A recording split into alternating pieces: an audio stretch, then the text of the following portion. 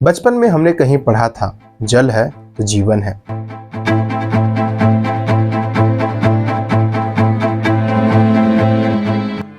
और ये सच है। मनुष्य जीवन में दो चीजें सबसे महत्वपूर्ण हैं, ऑक्सीजन के बाद पानी। लेकिन आज मनुष्य के पास पीने के लिए पर्याप्त पानी नहीं है। Water scarcity occurs when there is not enough water available. और ये समस्या जब भारत में आती है तो ये और भी अधिक है। water crisis. लेकिन आप लोग का सवाल होगा कि पृथ्वी पर 71% पानी है, इसके बावजूद भी पानी की कमी कैसे हो सकती है? तो आपको बता दें, पृथ्वी पर जो पानी मौजूद है उसमें से 97% वाटर सी वाटर है, जिसको हम पी नहीं सकते हैं। समुद्र का पानी है डायरेक्टली। अगर आप इसे पीते भी हैं तो आपको मृत्यु भी हो सकती है। बाकी के 3% फ्रेश वाटर बचता है मनुष्य के पास पीने के लिए। उसमें से भी 2.4% ग्लेशियर के फॉर्म में नॉर्थ और साउथ में सिक्योर्ड है। बाकी के 0.6% वाटर नदी में, तालाब में या फिर ग्राउंड वाटर है। लेकिन द ट्रिब्यून इंडिया का रिपोर्ट देखिए, जो ये बताता है कि भारत की 46% नदियां पॉल्यूटेड है, जिसका पानी यहाँ हम पी नहीं सकते हैं। एग्जाम्पल के तौर पे यमुना नदी का ही देख लीजिए, आप इसका पानी डायरेक्टली पी नहीं सकते हैं। नीति आयोग की रिपोर्ट के अनुसार भारत के 7 ऐसे स्टेट हैं जहां पर पानी की घोर समस्या है।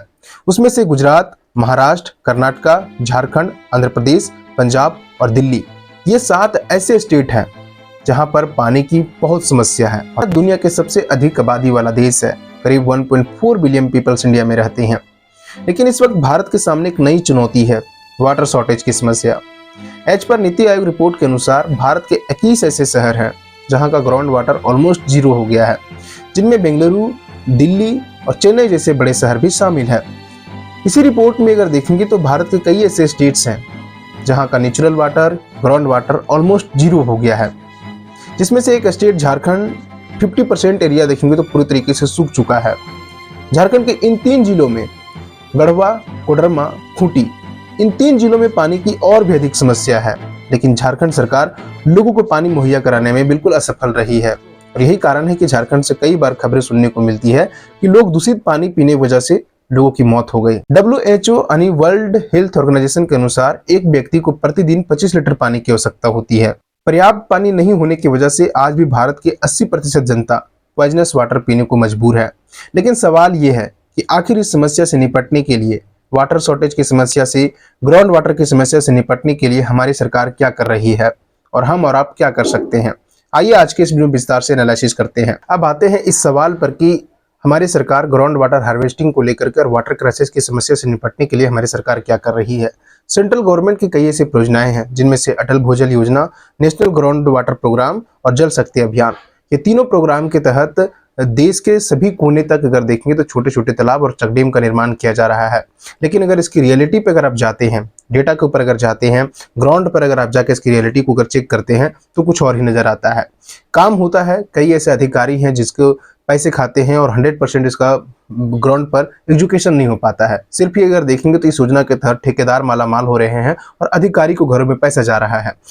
15 अगस्त 2019 को देश के प्रधानमंत्री नरेंद्र मोदी दिल्ली के लाल किले से जल जीवन मिशन योजना की शुरुआत करते हैं, जिसका लक्ष्य था 2024 के अंत तक भारत के सभी ग्रामीण क्षेत्रों या ग्रामीण फैमिलीज को नल के माध्यम से साफ पानी मुहैया कराना। रिपोर्ट्स के मुताबिक 2019 तक भारत के 16% ग्रामीण क्षेत्रों में नल के माध्यम से साफ पानी पहुंचाया गया था और 2010 तक ये आंकड़ा करीब 11 करोड़ फैमिलीज के घरों तक फ्रेश वाटर या फिर नल के माध्यम से पानी पहुंचाया गया।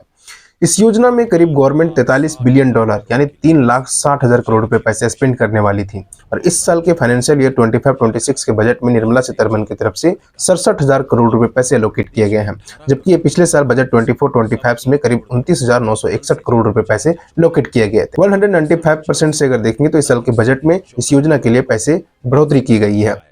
JJM यानी जल जीवन मिशन योजना में अगर देखेंगे तो राज्य सरकार और केंद्र सरकार दोनों का पार्टनरशिप मॉडल है, जिसके तहत ग्रामीण क्षेत्रों से लेकर के शहरी क्षेत्रों में नल के माध्यम से सभी घरों तक फ्रेश वाटर पहुंचाया जा रहा है। लेकिन इसकी रियलिटी क्या है? क्या सच में आज सभी घरों तक फ्रेश वाटर पहुंच रहा है? जो सरकार दावा करती है, सरकार जो क्लेम करती है कि जल जीवन मिशन योजना के तहत भारत के सभी ग्रामीण क्षेत्रों में नल के माध्यम से साफ पानी मुहैया कराया जा रहा है। प्रधानमंत्री की तरफ से या फिर कई ऐसी रिपोर्ट है जो ये दावा करती है कि ग्रामीण क्षेत्रों में साफ पानी मुहैया कराया जा रहा है नल के माध्यम से जल जीवन मिशन योजना के तहत। क्या वाकई में ग्रामीण क्षेत्र को इसका लाभ हो रहा है?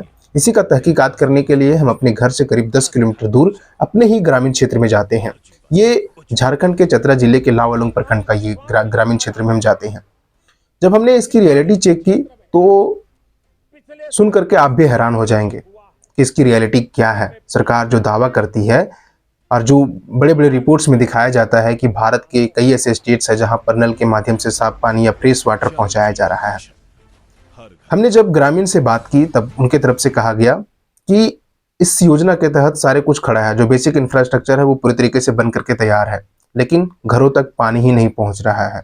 क्योंकि कमी ये है कि कई ऐसे जगह पर हैं जहां पर पानी की कमी है, ग्राउंड वाटर काफ़ी नीचे चला गया है और बोरिंग है वो काफ़ी कम हुआ।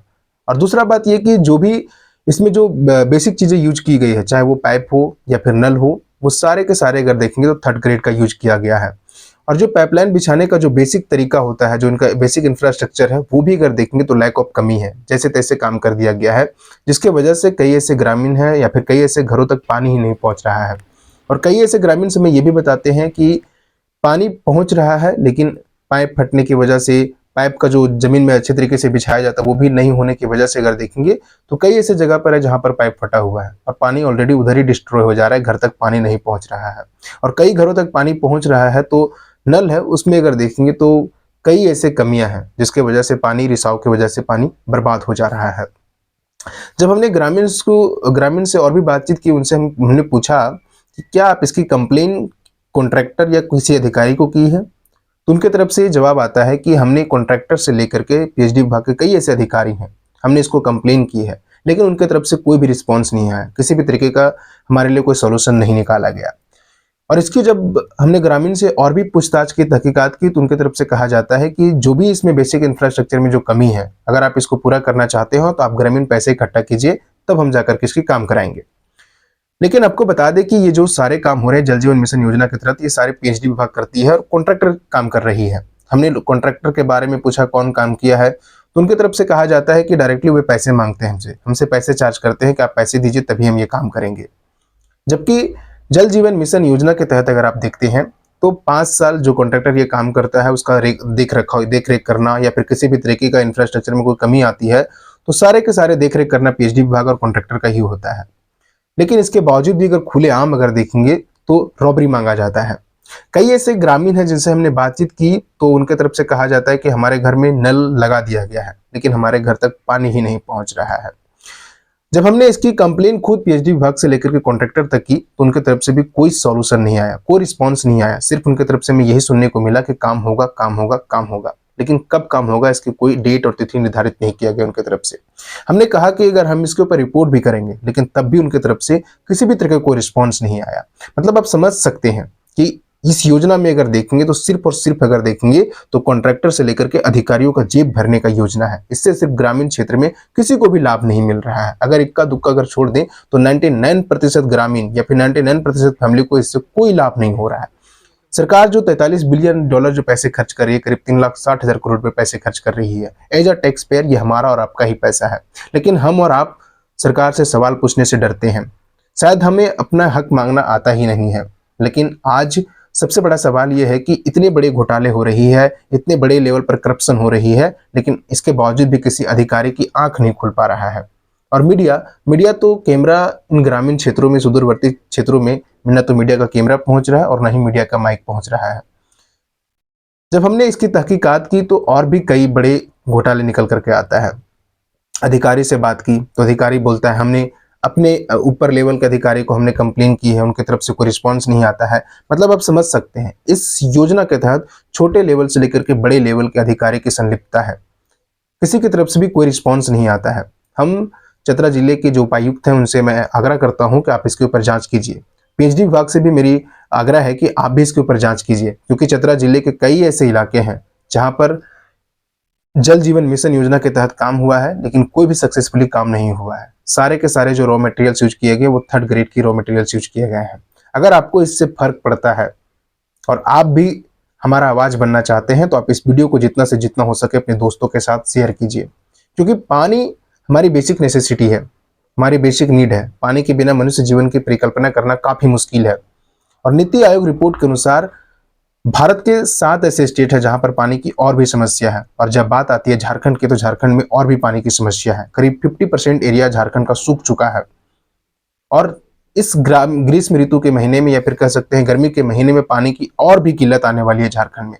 और सरकार की तरफ से जो योजना चलाई जा रही है वो भी ग्रामीण क्षेत्रों तक नहीं पहुंच पा रहा है।